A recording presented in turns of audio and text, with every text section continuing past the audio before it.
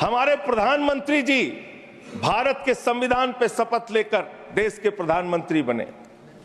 यहां पे बैठे हुए सांसद संविधान की शपथ लेते हैं, मंत्री संविधान की शपथ लेते हैं, लेकिन संविधान में लिखी हुई बातों को नहीं मानते।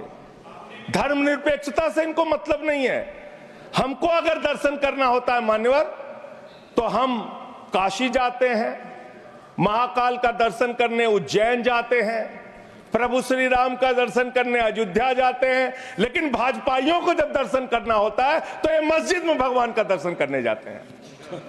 मस्जिद में भगवान का दर्शन करने जाते हैं। मस्जिद में मंदिर खोज रहे हैं पूरे देश के अंदर। Thank you. Now mister Sanjay Singh. धन्यवाद मान्यवर, आपने इस महत्वपूर्ण विषय पे भारत के संविधान के 75 वर्ष पूरा होने पर जो चर्चा हो रही है, उस चर्चा में मुझे भाग लेने का अवसर दिया, मुझे बोलने का अवसर दिया।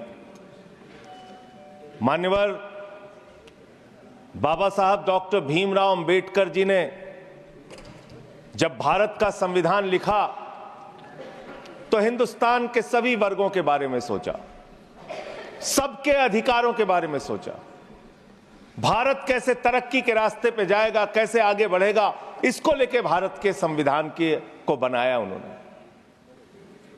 और उसमें एक एक करके जो संविधान की मूल आत्मा है वो मैं आपके सामने पढ़ना चाहूंगा कि उनकी मंशा क्या थी, हमारे संविधान की मंशा क्या है।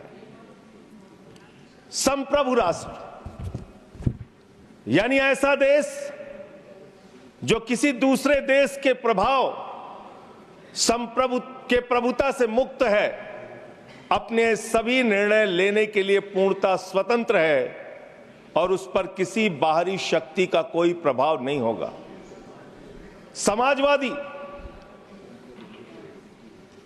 समाजवाद एक ऐसा विचारधारा है जो ये मानती है कि समाज के सभी लोगों तक संपन्नता का हिस्सा पहुंचना चाहिए।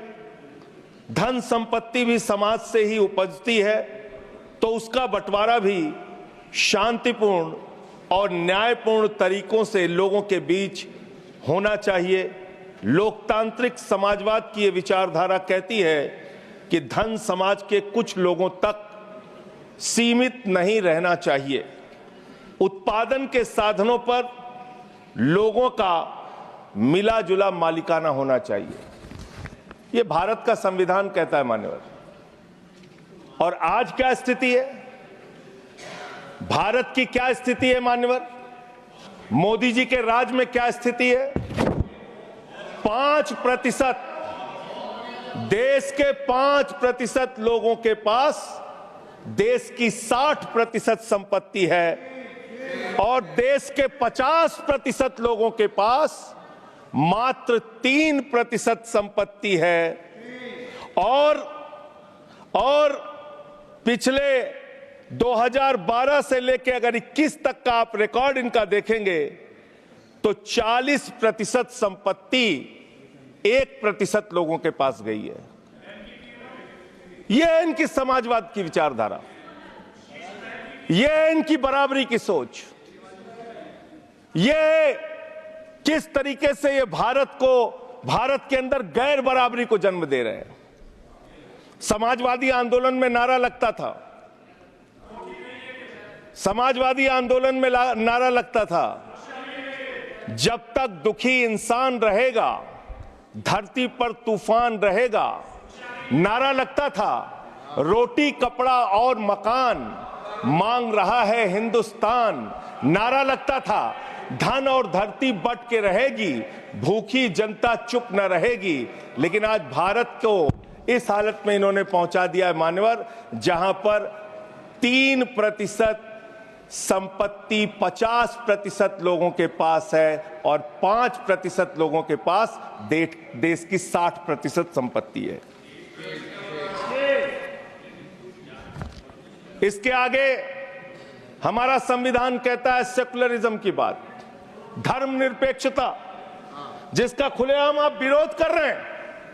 ये एक ऐसी सरकार है, हमारे प्रधानमंत्री जी भारत के संविधान पे शपथ लेकर देश के प्रधानमंत्री बने।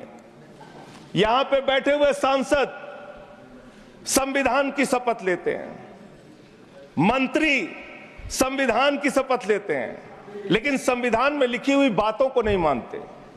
धर्मनिरपेक्षता से इनको मतलब नहीं है।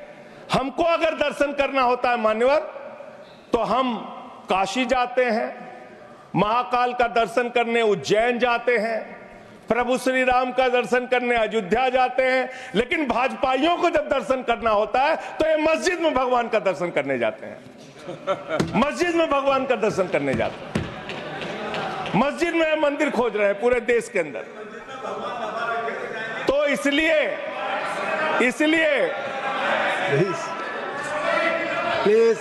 इसलिए मान्यवर, इसलिए मैं इनसे कहना चाहता हूं, कृपया घबराओ मत। सीट पर चीखना चिल्लाना शुरू कर देते हैं, जैसे ही बोलता हूं चीखना चिल्लाना शुरू। मान्यवर, ये भारत खोदो योजना चला रहे देश में, भारत खोदो योजना। अरे मैं कहता हूं अगर इतना ही खोदना है, कल को कोई आके दावा करेगा संसद को खोद दो, कम से कम प्रधानमंत्री की डिग्री मिल जाएगी, उसका तो पता चल जाएगा कहां है। संसद खोद दो। ये भारत खोदो योजना बंद करो, इससे देश का विकास होने वाला नहीं है।